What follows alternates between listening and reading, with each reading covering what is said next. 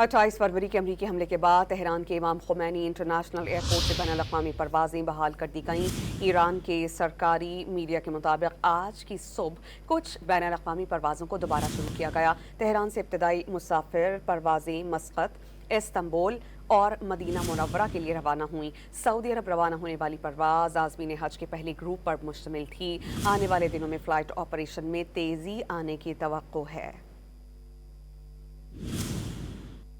28 फरवरी के अमरीकी हमले के बाद तेहरान के इमाम खुमैनी इंटरनेशनल एयरपोर्ट से बैनुल-अक़वामी परवाज़ें बहाल कर दी गईं। ईरान के सरकारी मीडिया के मुताबिक आज की सुबह कुछ बैनुल-अक़वामी परवाज़ों को दोबारा शुरू किया गया। तेहरान से इब्तदाई मुसाफिर परवाज़ें मस्कत, इस्तांबुल और मदीना मुनव्वरा के लिए रवाना हुई।